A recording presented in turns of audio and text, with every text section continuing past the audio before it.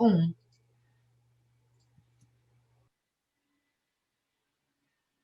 Boa noite a todos, sejam todos muito bem-vindos nesse primeiro dia do nosso congresso. Welcome everybody. This is our first day. We're very happy to be here with all of you. Então, estamos muito felizes de estarmos aqui. Hoje nós estamos com um time brasileiro. Estou super feliz de ter aqui Fernando, Sérgio, Fernanda, Mônica. Estamos aguardando o Cris entrar também. So we're very happy to be here today with the Brazilian team. So we have Fernando Bertolucci, Sérgio Fonseca, Fernanda Vancini, Mônica Kessner, and we are waiting for Cristiano. And so today, first of all, I want to thank some of the people that are from the backstage, but without them, this couldn't happen. Então, eu queria agradecer primeiro, gente, formalmente, algumas pessoas que são do backstage e que sem eles isso não teria acontecido. Então, queria agradecer ao Davi, que é o nosso editor de vídeo. Queria agradecer a toda a equipe do Congress Me e as tradutoras, né? A Andrea e a Mariana. So I want to thank Davi, who is our editor. I want to thank also Congress Me team and our translators, Andrea and Mariana. So without further ado, we are going to start this session now, and we are waiting for your questions in the chat box. Então, pessoal, a gente vai dar início à nossa mesa redonda. Por gentileza, podem colocando as perguntas no bate-papo. E enquanto vocês aquecem aí os motores, a gente vai começar com uma pergunta aqui para os palestrantes. So, while you guys are putting your questions in the chat box, we are starting with the questions to all of the speakers. So, I'm going to start with Sérgio. Sérgio, what has changed for you in your clinical practice with your biotensegrity knowledge? Então, a pergunta para o Sérgio é, Sérgio, o que mudou para você na sua clínica com todo esse conhecimento sobre biotensegridade? Good night to everyone. It's been a pleasure to be here with you. So, boa noite a todos. Um prazer estar aqui com vocês. And I'm going to answer the question first in Portuguese and then I'll answer in English. Tensegridade, na realidade, ela certamente significa coisas distintas para cada um de nós, dependendo do tipo de prática que realiza. No meu caso, a minha ação, o que me levou, na realidade, o interesse em tensegridade, foi tentar explicar como que nós obtemos estabilidade articular, inicialmente, estabilidade estrutural em termos mais gerais, em face, na realidade, às teorias existentes. E, certamente, aquilo que era, na realidade, o conhecimento mais divulgado dentro dessa área, provou-se ser insuficiente, né, para a gente entender questões sobre estabilidade, e tensegridade trouxe, na realidade, uma nova resposta.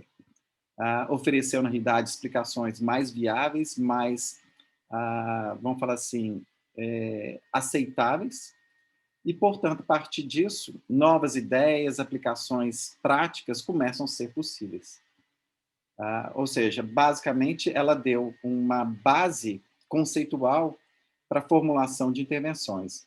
Só como exemplo, né, se a gente for pensar em termos de como que estabilidade era trabalhada, era ela muito baseada em termos de articulações específicas, muito localizada. Então, por exemplo, uma pessoa que tinha uma lesão de LCA, tinha uma torção de tornozelo, o foco inicial, durante muito tempo, foi basicamente investigar aquele ligamento lesado, né? Ou seja, numa visão muito isolada, muito compartimentalizada do problema. E a maior parte dos tratamentos era sempre focadas também dentro daquela única articulação específica. E o conceito de tensegridade, na realidade, ele permite que você entenda, vamos falar assim, como que todas as áreas são integradas de alguma forma, né, e requer um pensamento um pouco mais global em relação àquilo que normalmente era esperado. Então, eu posso tratar uma instabilidade pensando, na realidade, no sistema como um todo e não somente local, como era os conceitos vigentes e mais utilizados. Então, para que eu possa, na realidade, garantir que o meu corpo funcione adequadamente, eu tenho que ter um pensamento de sistema, um pensamento de todo, e não de partes isoladas. E essa é uma grande contribuição que a tensibilidade traz para a gente. So I'll try to say in English now. So my area of expertise has been for a long time joint stability. So how we obtain stability in our joints, for example, and especially how can we explain the loss of stability.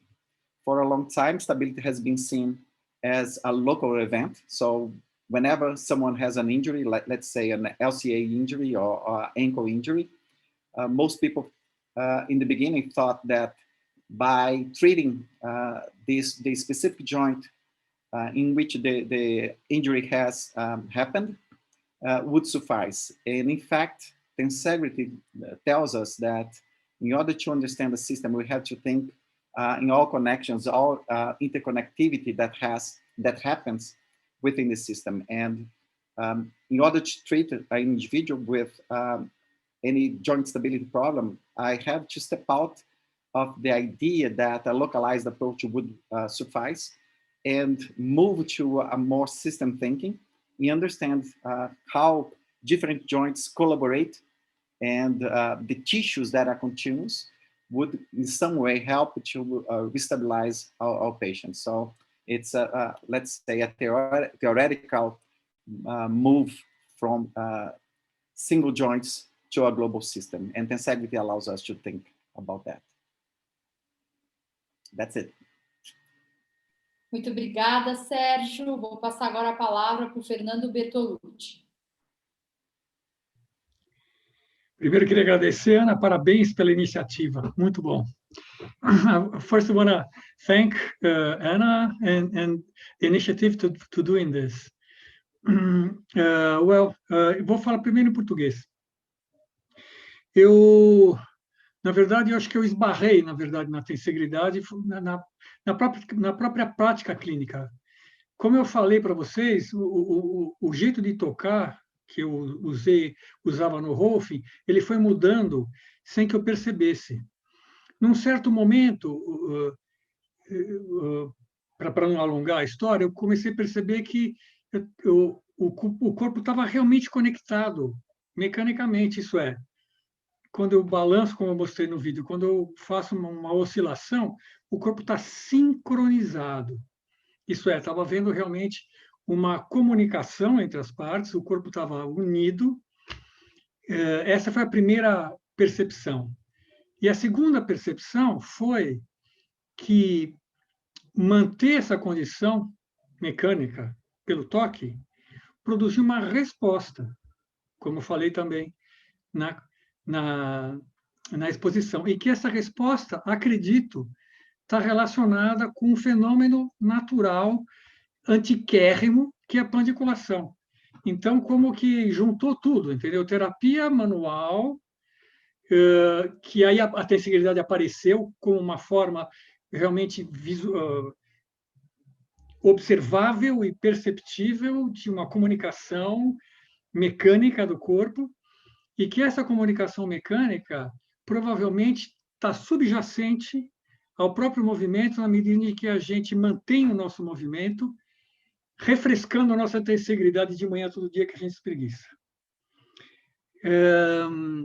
Então, é como se fosse uma soma de observações da clínica e que fez como se fosse uma volta. Assim. Eu comecei observando um fenômeno de, vamos dizer assim, terapêutico e acabei caindo dentro de um comportamento homeostático, provavelmente.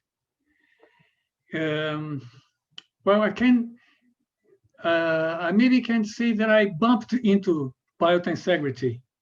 First, using myofascial release touch, I learned in Rolfing practice, and this changed without my awareness. And the first change was the observation of the synchronicity of bodily segments being probed with oscillation, as I showed in the presentation. So I could really see and patient sense this condition. And this was the first, say, observation. And the second observation is that maybe tensegrity is underlying biological movement altogether, as it may be present in our daily behavior of pandiculation, of morning stretch in English. Maybe we are refreshing tensegrity, biotensegrity, every day when we wake up. And so that I think we are describing now a phenomenon that's there for years, so to speak. So this is my vision on that. Thank you. Obrigado. Obrigada, Fernando. Thank you, Fernando. And now I pass to Fernanda. E agora a Fernanda. Bem, primeiro, obrigada, Ana. Eu estou, assim, emocionada de estar participando disso, porque eu que te acompanho desde o início da sua trajetória nesse universo da face, ela desde 2017, ver tudo que você... Hoje estava lembrando com a Mal o que você me falou numa primeira conversa que a gente teve. E eu me lembro que você me disse assim, num almoço, não sei se você vai se lembrar disso, e eu perguntei o que você queria com tudo isso que você estava fazendo. E você me disse assim: eu quero ser a representante, né, que vai trazer as pessoas do mundo afora para que os brasileiros conheçam o universo da fáscia aqui. E hoje você é referência nisso, e graças a você que a gente está fazendo essa ponte mais rápida, né, entre o universo da fáscia internacional e nacional. Então eu tenho uma honra imensa de estar aqui participando com você. Então, primeiro, parabéns. Fico muito, muito feliz. Eu estou emocionada mesmo, então estou até um pouco nervosa, me desculpem. Até mesmo por estar aqui com o meu professor Fernando, né, que eu tenho a honra de ter ele como meu professor, meu mentor. Estou aqui com o Sérgio, que eu admiro tanto, a Mônica, então, obrigada mesmo. Bem, a biotensegridade, ela surgiu para mim há mais ou menos uma década atrás, só que eu confesso que não foi biotensegridade, mas sim o termo tensegridade, que veio junto com todos esses termos, né? Eu que nunca tinha ouvido falar de fáscia, a não ser os termos mais conhecidos de fáscia plantar, fáscia toracolombar, sou educadora física, venho da dança, e eu acho que o que mais mudou para mim foi quando eu percebi que a gente não era um monte de parte isolada e que não era apenas sentir o músculo, né? Então, principalmente na área da educação física, tinha que pegar, tinha que sentir ali aquele músculo, né? Sente o glúteo, sente a perna, sente o abdômen.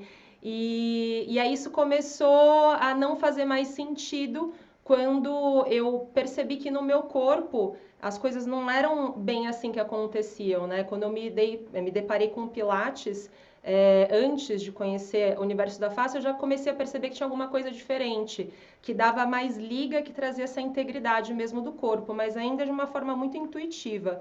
E aí, quando eu conheci realmente a face e esse termo, conheci também o conceito dos trilhos anatômicos, aí as coisas começaram a se conectar.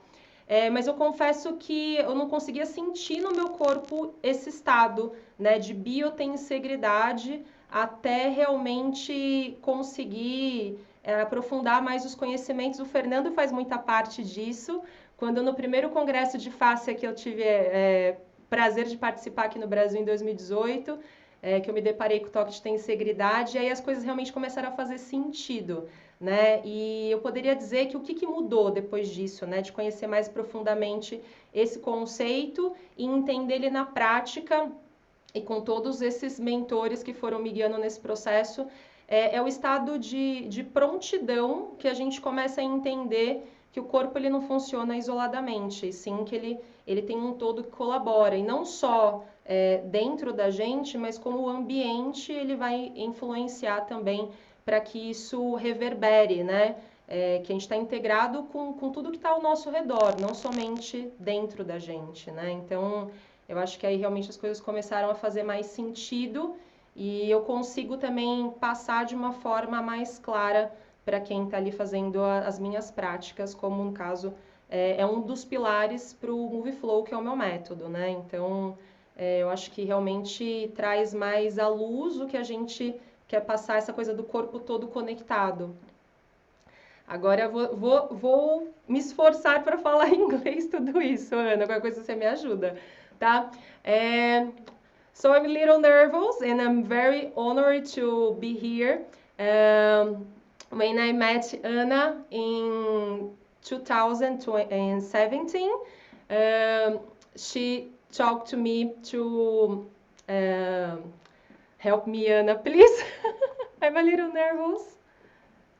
When I met her in 2017, she asked me what did I intend with, fascia and all this universe. And then I had told her that what I wanted to do is to bring all the foreigners to the Brazilian people, so all the Brazilians could know all these foreigners, everything that was happening abroad.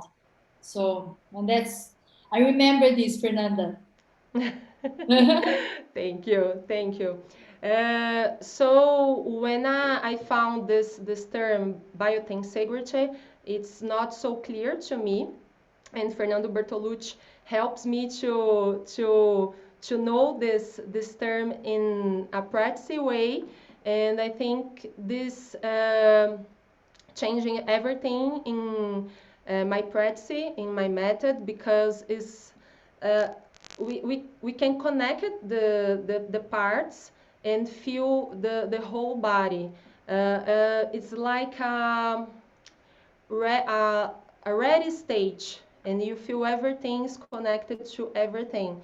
And this makes sense because when you have deep knowledge in this universe, you can understand and you can teach better this all these things and how the environment can influence in the practice, not only inside but outside too. Thank you, Fernanda. Muito obrigada, Fê. Então, agora eu vou passar para a Mônica.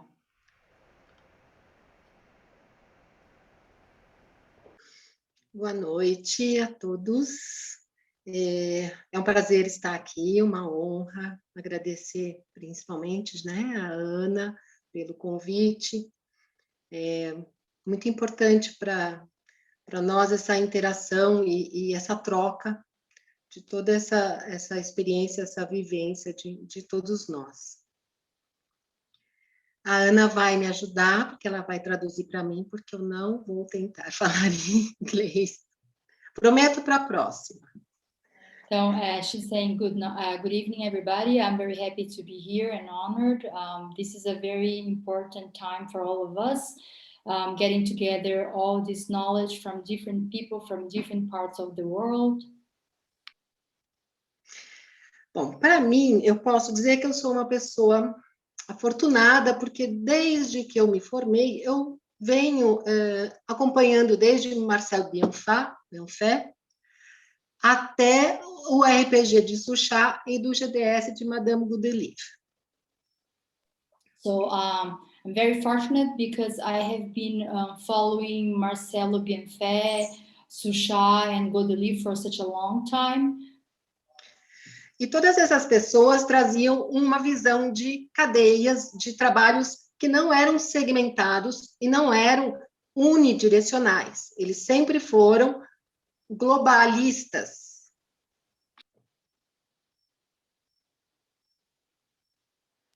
And all these people, they were talking about chains, they were not talking about parts, and they were not thinking about one direction thing. They were already thinking about multi-directions.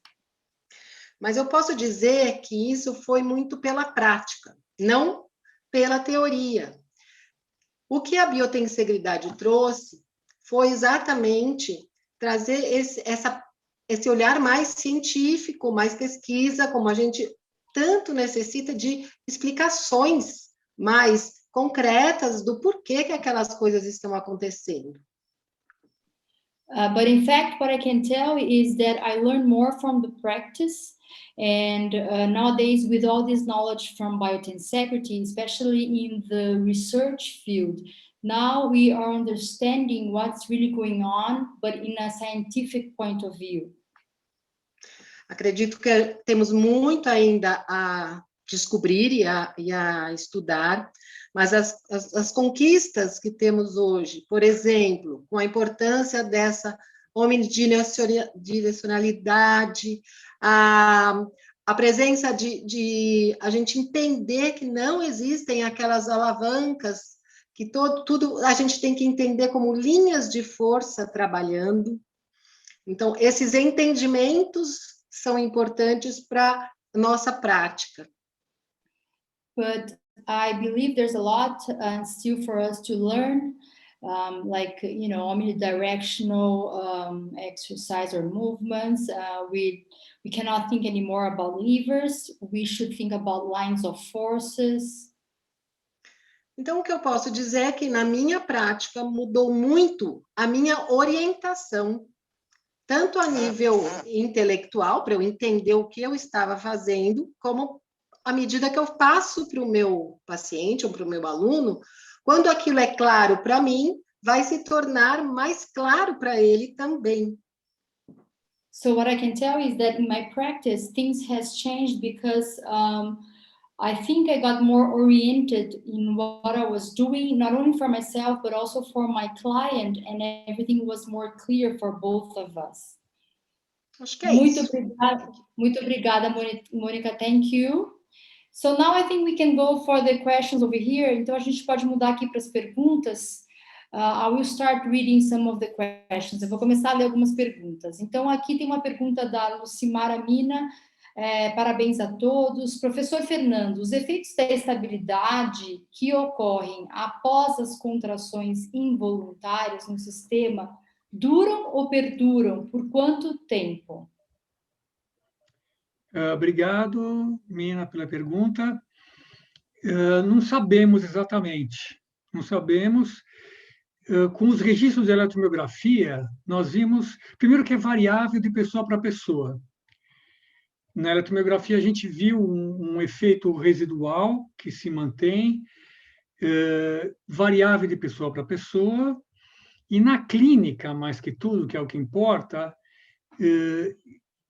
eu acredito que tem muita relação com a possibilidade da pessoa cultivar um estado que está relacionado com uma sensação nova que aparece depois da sessão. Deixa eu traduzir agora, senão eu vou esquecer o que eu vou falar. Precisa traduzir a questão? The question was about how long does the tonic effect lasts after the involuntary movements. We really don't know. We saw in the electromyography registers that, yes, there is an after effect that varies from person to person.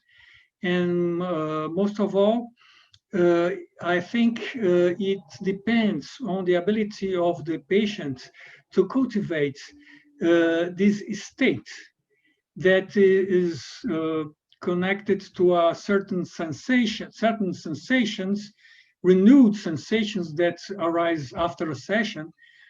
And this has to do with the motivation, so to speak, of the person, because this is kind of training changing old habits. Complementando em português, varia, acho que na medida em que a pessoa consegue cultivar essa sensação, que na verdade, em geral, é uma sensação de bem-estar, isso que eu acho interessante, e que se a pessoa está motivada, ela consegue renovar essa sensação, como a gente renova ao espreguiçar, é a mesma coisa. E então tem a ver muito com a motivação da pessoa. Acho que eu diria assim, varia. A gente viu e também com mais um pedacinho com o que a gente está vendo atualmente com estimulação magnética transcraniana, a gente vê também uma variação na estabilidade do córtex motor que varia de pessoa para pessoa. And another piece upon TMS registers that also, yes, the excitability of the motor cortex varies from person to person. So we still don't know. Obrigada, Fernando. Tem uma outra pergunta aqui também para você, Fernando. Quais são os resultados do toque de biotensegridade em relação às dores crônicas? Obrigado. Quem que fez a pergunta? Luciane. Obrigado, Luciane, pela pergunta. So the question is about tensegrity touch and chronic pain.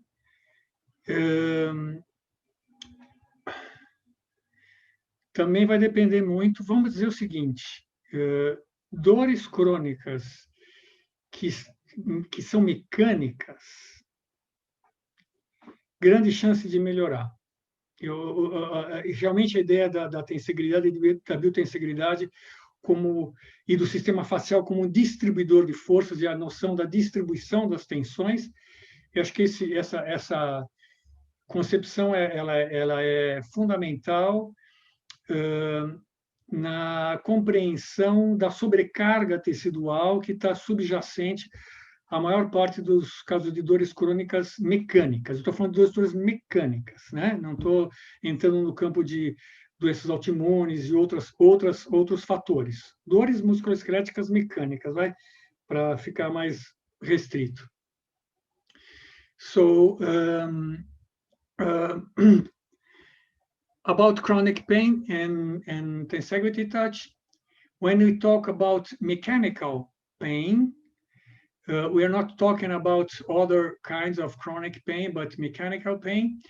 The notion that the fascial system really distributes force within the system, and that the force distribution has much to do with wear and tear of tissue, and then with tissue damage and hence inflammation and pain.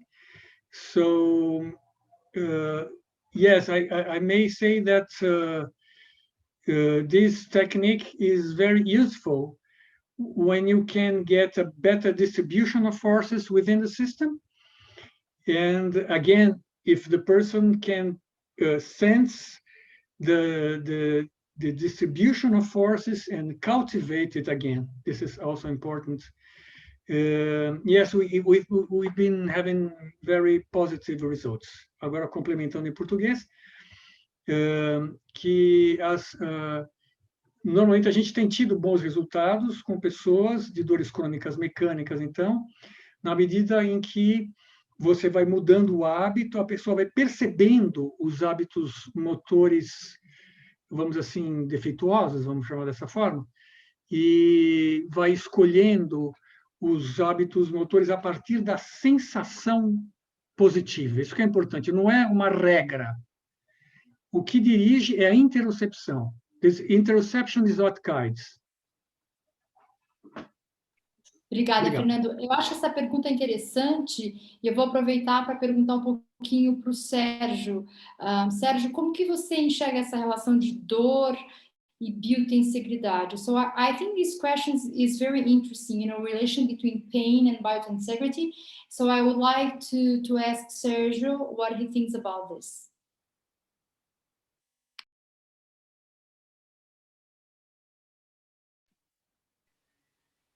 Como o Fernando falou, a gente primeiro tem que definir a origem da dor, que tipo de dor que nós estamos falando, né?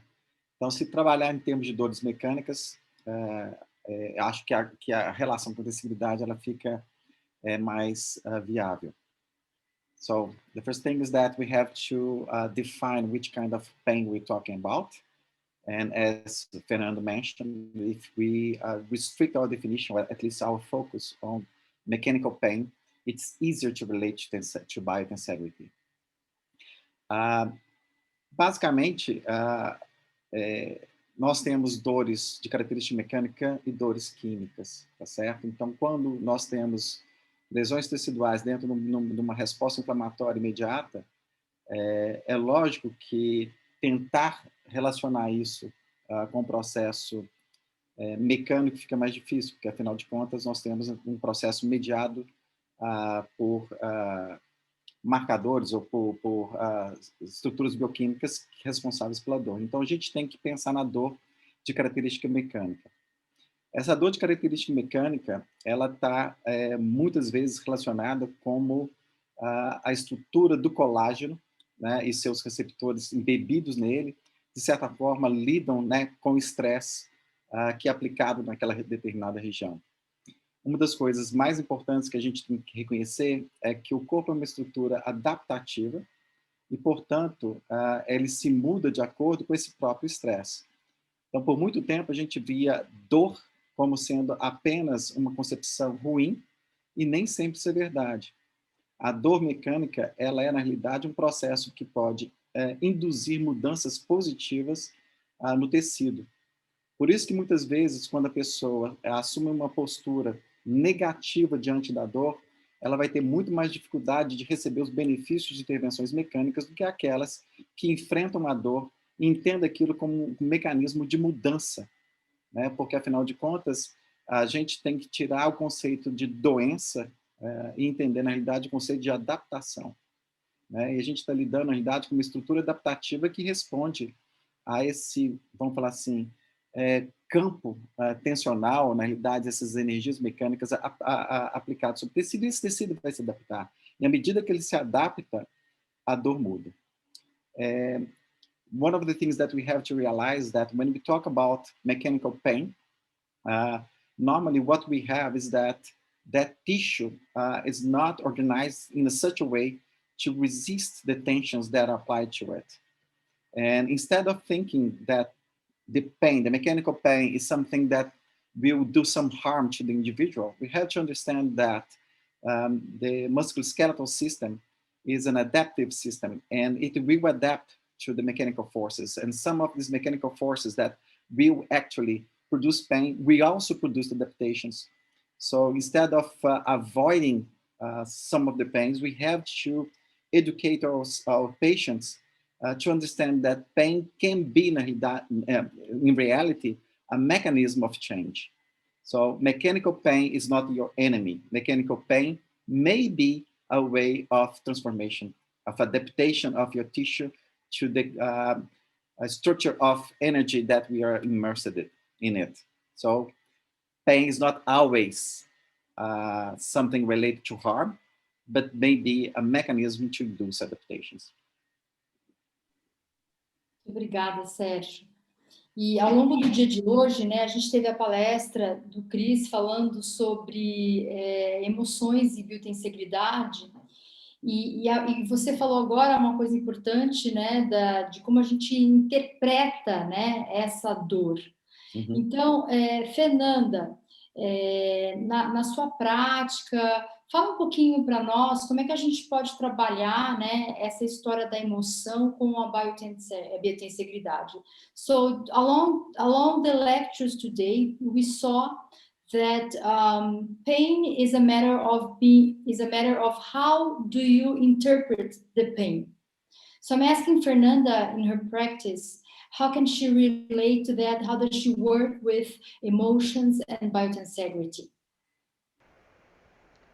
Ana, eu vou falar em partes, aí eu prefiro que você vá traduzindo para eu não me perder, senão vai ficar uma tradução em inglês não adequada.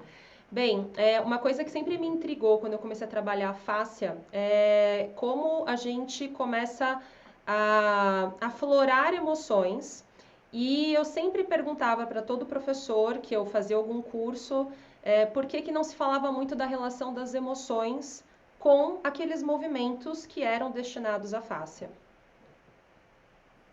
So something that really caught me in the beginning when I was studying fascia was the relation between emotion and movement, and also when you were working with your fascia. E eu sempre percebia que na prática, no caso do Move Flow, quando eu comecei esse trabalho de face com bolas, que no começo eram overballs, e depois eu mudei para essas bolas mais texturizadas, que os alunos, eles às vezes choravam, relatavam sensações ou de muita alegria ou de angústia, e eu não entendia o porquê que isso acontecia. Because I noticed in my practice that most of the time when I was working with my clients and using a ball, in the beginning was a ball that was not like this one here. It was the overball in the beginning, and now she used the one with texture. And all of a sudden, these clients were, you know, maybe crying, showing any kind of emotion. And Fernanda said she was trying to understand why was this happening.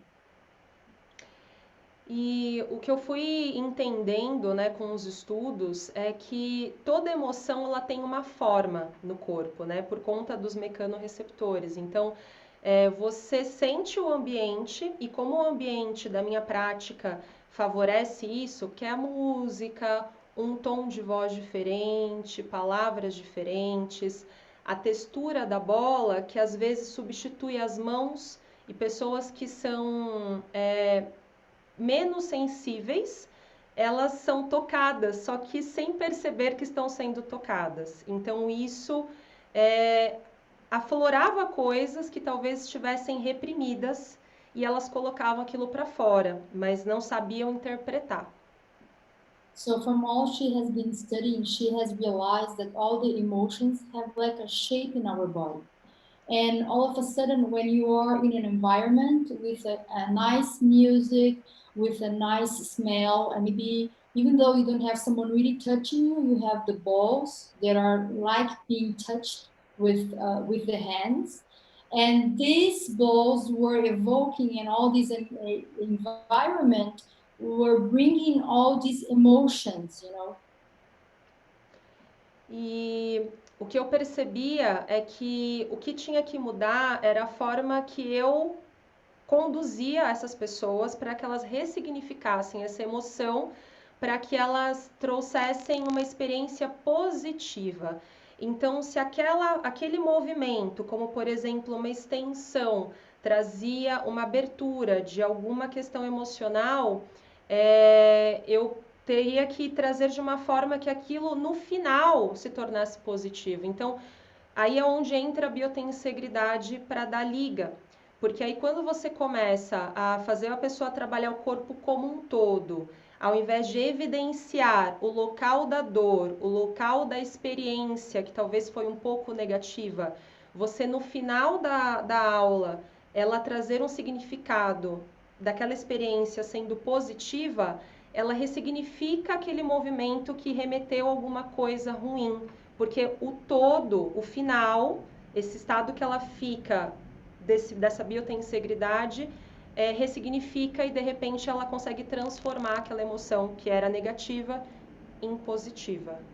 So then she realized that the most important thing was to use this as a possibility to give another meaning for that sensation.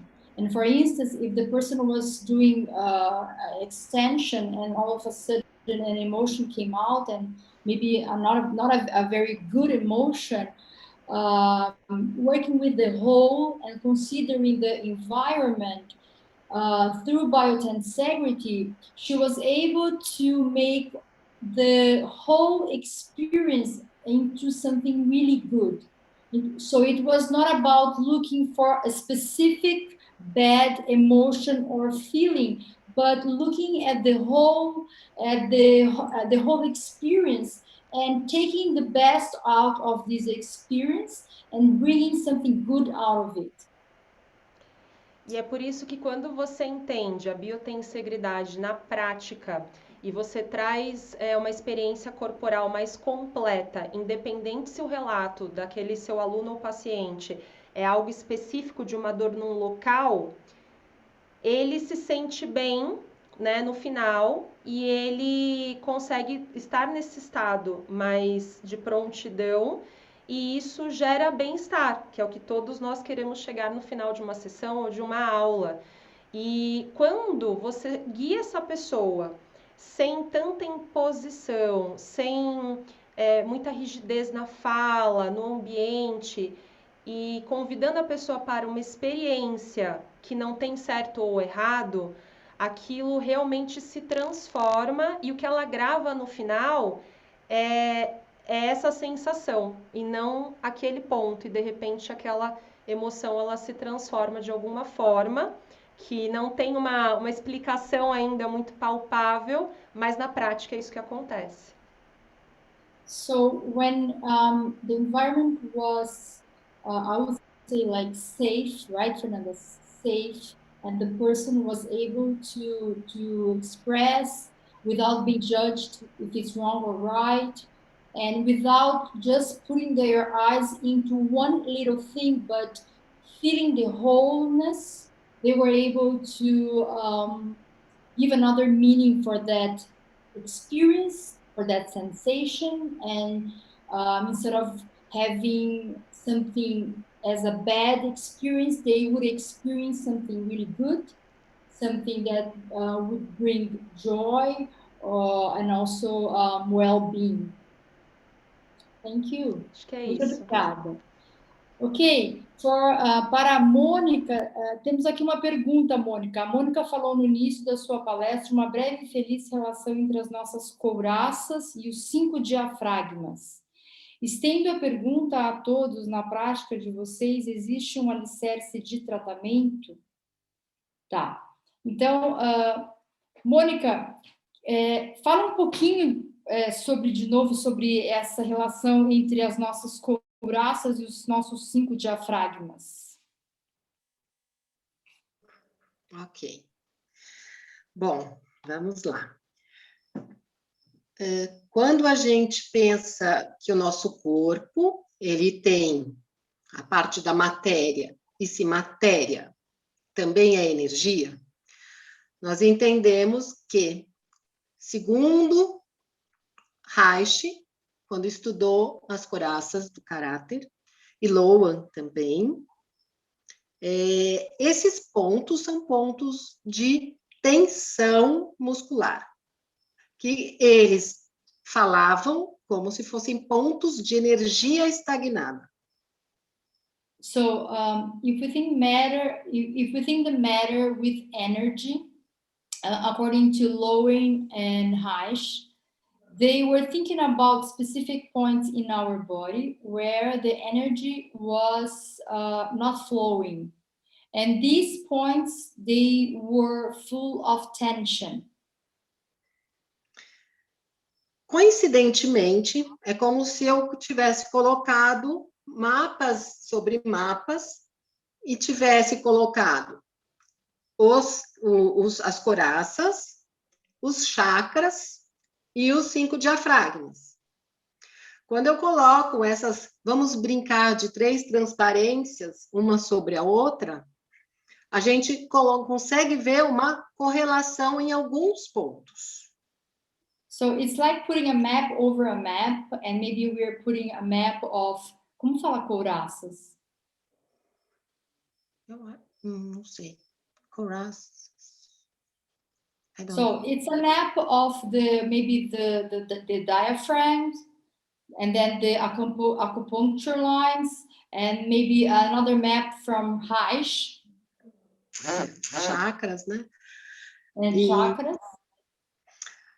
Então, e aí esses pontos nós consideramos, eu considero na minha prática, como esses pontos de tensão, como esses pontos onde, coincidentemente, alguns deles, quando a gente vai estudar até o esteco, com esteco, aqueles pontos de intersecção faciais. E inclusive, para saber também se esses pontos, às vezes, coincidem também com trigger points. Então, a gente começa a correlacionar pontos onde essa fluidez de líquidos, do movimento, das fáscias em si, onde elas não estão ocorrendo. E, normalmente, são pontos que própria fáscia fazem aqueles nós fazem a densificação.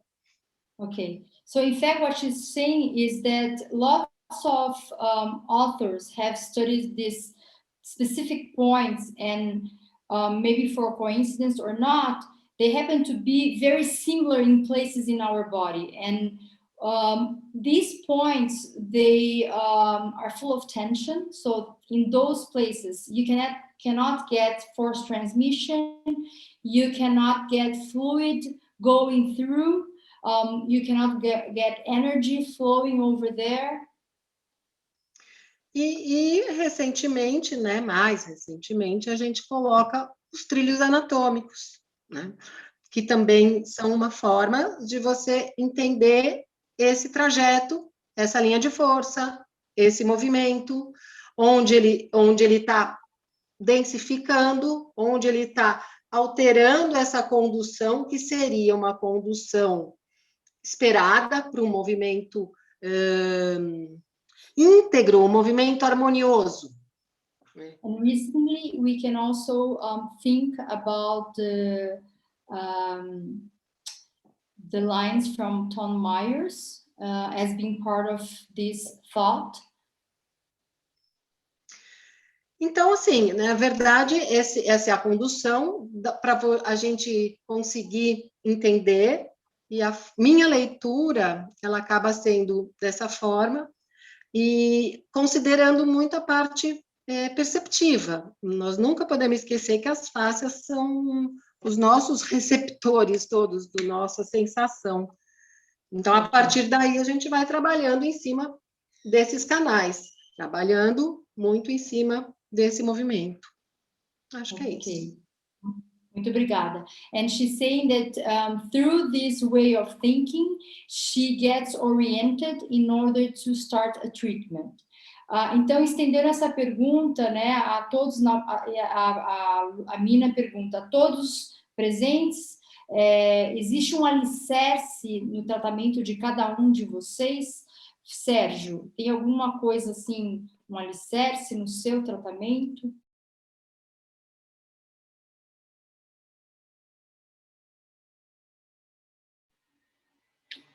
Em relação à pergunta feita, eu acho que a Mônica abordou muito bem, né? E eu preferiria, na realidade, responder a pergunta de cima da Tatiana, porque essa pergunta foi bem direcionada, né, a uma questão da Mônica, e eu acho que a abordagem dela foi muito correta, e eu acho que o assunto está bem tratado, né? Pode responder, Sérgio. Em relação à Tatiana, que ela coloca? Isso. Você faz a pergunta para o pessoal acompanhar, que aí... Tá. O que é visível com a biotensigridade nos casos de amputação de membros ou implantação de prótese ou extração parcial ou total de órgãos? Quando a Mônica falou da questão de percepção, a gente tem que lembrar que a biotensigridade oferece para a gente uma outra forma de entender a percepção áptica, ou seja, a percepção mecânica dos nossos corpos. E um dos fenômenos mais interessantes que a gente tem dentro da percepção áptica tem sido o famoso membro fantasma. When we talk about perception and biotensegrity, one of the major phenomena that we have in this area is the famous phantom limb phenomena. And this is interestingly explained by biotensegrity. And I'll go back to Portuguese and then I'll continue. Então, dentro dessa visão do membro fantasma, a gente, durante muito tempo, sempre pensava o seguinte, eu tenho dentro do cérebro, aquele que era o único responsável pela percepção, guardado a memória da existência daquele membro e, portanto, eu continuo a perceber aquele membro mesmo na sua ausência física. Na realidade, a grande explicação que ao longo do tempo que a gente percebe é o seguinte, muitas vezes essa percepção do membro fantasma, ela é sempre acompanhada de uma descrição, de uma postura, que corresponde àquela postura onde que cada uma daquelas articulações que compõem o membro fantasma está posicionada no que a gente chama de posição de loose pack position, onde que a articulação está frouxa. Por exemplo, é na posição onde que a articulação está submetida à menor tensão possível. É assim, então, que o cérebro percebe, né, se assim a gente pode dizer, a posição daquele membro fantasma. Olha que interessante que a gente não consegue entender. Essa posição de menor tensão, ela não é algo criado pela cabeça, pelo cérebro. É simplesmente a percepção de uma realidade existente, porque, afinal de contas, se um membro não existe, esses receptores estão na posição de loose packed. Ou seja, se aquele membro não está presente, a tensão é mínima. Então, a percepção ela é sobre a informação correta do que seria se eu tivesse a menor tensão possível em cada uma das articulações que compõem aquele membro. Então, eu estou percebendo o ponto de menor tensão e, portanto, eu percebo algo como existente. Então, não é um membro fantasma no sentido de algo criado, mas uma percepção correta, especificada pelo conjunto de tensão do meu corpo, o que reforça necessariamente, né, que a percepção áptica é uma percepção mediada pelas tensões do meu corpo, como estrutura, como órgão, né, e não uma ilusão na minha cabeça. So, it's interesting that the phantom limb phenomena always describes the position of the limb, the missing limb, as if it were with all the joints in a loose packed position. And what's interesting is that in a loose packed position, each joint has the lowest level of tension possible. That's what means a loose packed position. So what I'm perceiving is actually the position of least tension possible of all joints that comprise a limb. So what my brain is doing is relating to a new reality. It's not creating something, but instead receiving an information that means specifying that limb in a position of lowest tension. This mechanism reinforces the idea that, in fact, biotensivity offers a medium for haptic perception. So I'm perceiving in the absence of a limb, the limb in a position of lowest tension. It means that tension is what I perceive instead of joint positions, joint angles. It's not joint angles. It's just tension. Tension, what's it's being perceived here. E nesse sentido, em relação à pergunta dela, né, outro fenômeno interessante é que eu consigo perceber o ambiente por meio de próteses também. Da mesma forma que por meio de uma bengala eu consigo perceber features desse ambiente, características desse ambiente, uma prótese me oferece a mesma coisa. Porque, afinal de contas, eu estou em contato mecânico com o ambiente. E os meus tecidos, né, uma vez que eu percebo globalmente, vão transportar por meio daquela estrutura adaptada ao meu corpo, né, no caso de uma bengala ou até uma prótese, a energia mecânica que será distribuída sobre o meu tecido conectivo, permitindo, então, a percepção. Então, tanto a existência de uma amputação quanto a colocação de uma prótese reforça a ideia que, ao invés da percepção áptica ser baseada, na realidade, em percepções isoladas de receptores nas minhas articulações, eu percebo, na realidade, o layout de forças aplicadas sobre o meu corpo. Então, a percepção é uma percepção integral e não feita em partes para ser integrada por um cérebro. Eu percebo a realidade, né, e não construo a realidade por meio de processos mentais. So, in the same way that we can talk about the phantom limb phenomena, we also can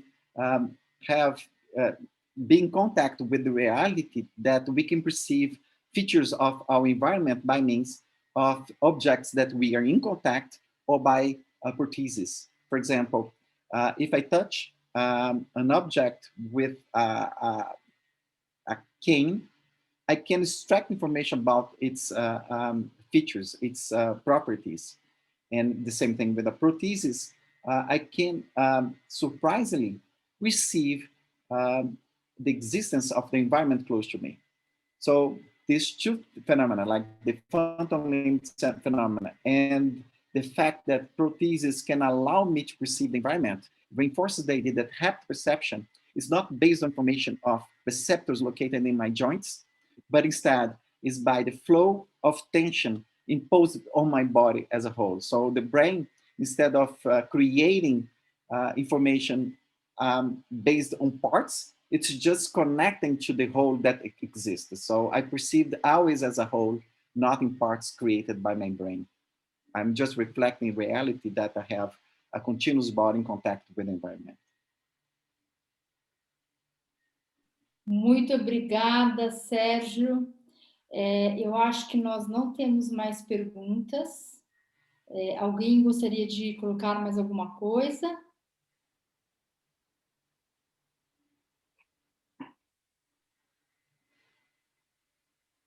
Bom, eu acho que com essa sua fala fica muito evidente para a gente que a gente tem uma grande oportunidade ao longo desses próximos 2 dias de entender mais, né, essa rede de distribuição, de tensão e compressão, porque como o Sérgio acabou de falar, né, a gente percebe o todo e não vamos construindo isso no cérebro por partes, né? Então, eu acho que a gente tem uma... Adorei, Sérgio, acho que... A famosa visão de integração neural por partes, quando de fato o todo existe. Pensa bem, nós separamos o corpo em partes e dá ao cérebro a responsabilidade de juntar, quando de fato o todo existe a priori. É sacanagem. Legal, legal. Tem uma coisa que eu queria comentar em relação a isso, né, da distribuição da tensão basal do sistema, né? Quando a gente faz a terapia manual, uma forma de adentrar o sistema, a interface com o sistema, a gente desenvolveu uma forma de palpatória de achar isso, né? E quando a Mônica fala das couraças, eu procurei couraça armor. Armor.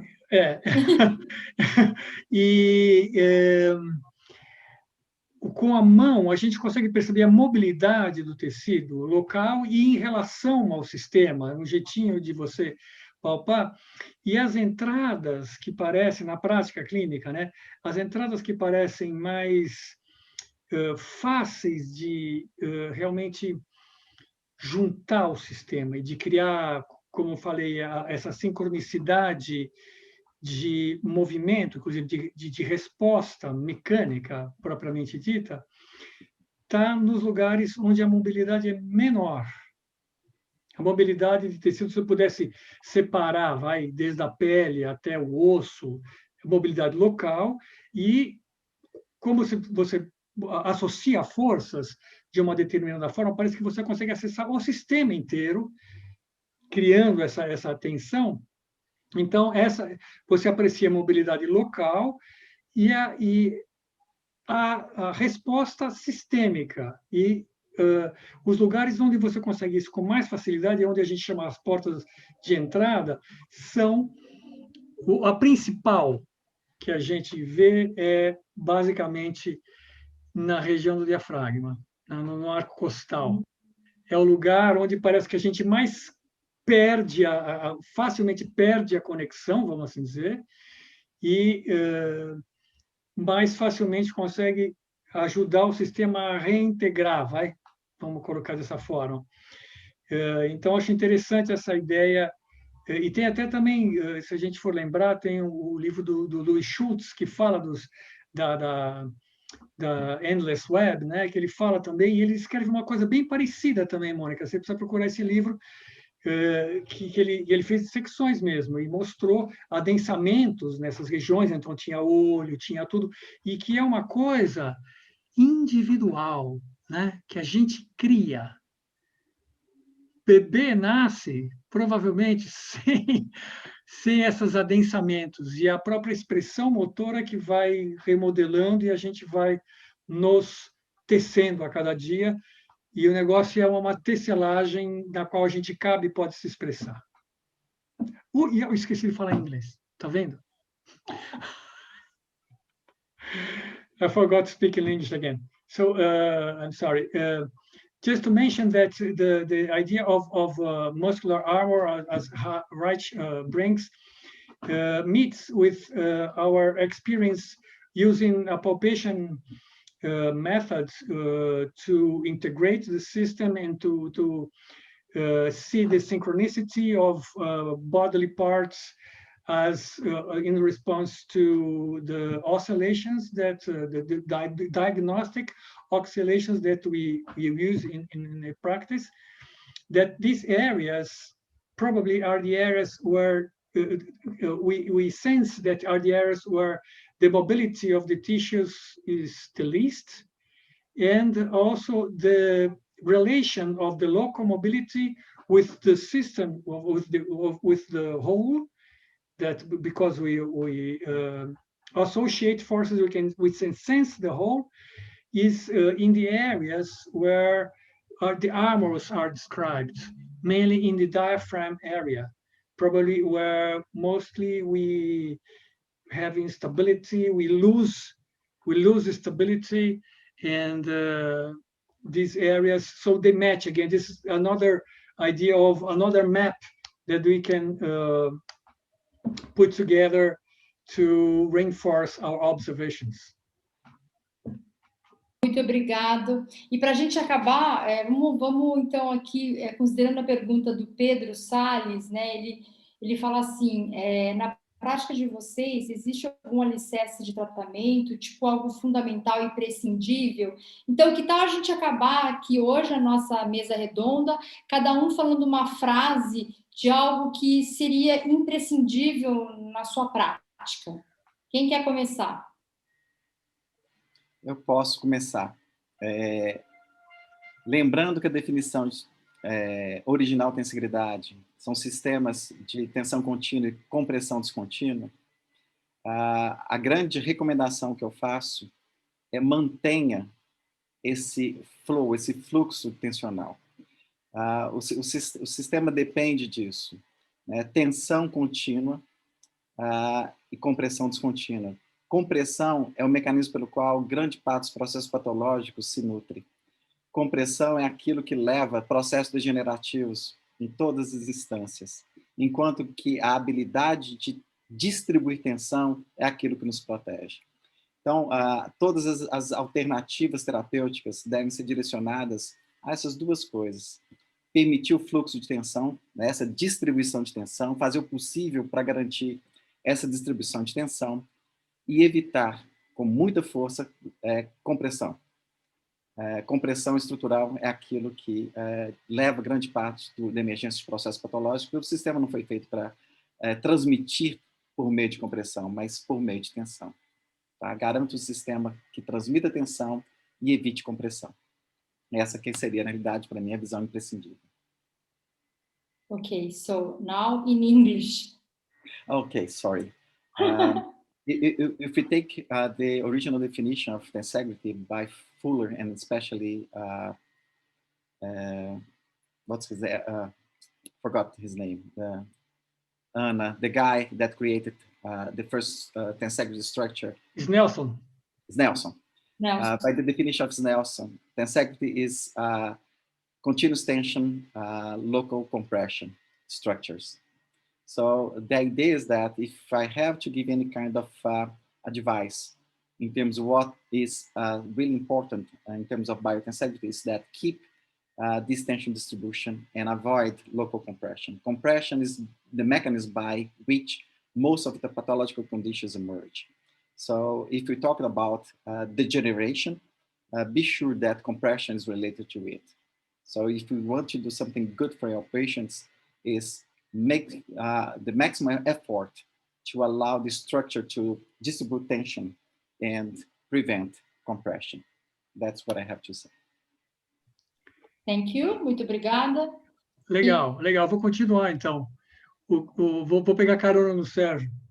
E acho perfeito essa ideia da distribuição, né? Da distribuição da tensão. Então, na nossa experiência, né? É você esperar o sistema reconhecer uma forma de ele mesmo distribuir a atenção interna. Nós sabemos, a gente nasce sabendo como distribuir a atenção interna, é só permitir. E acho que a pandiculação é um protótipo para isso.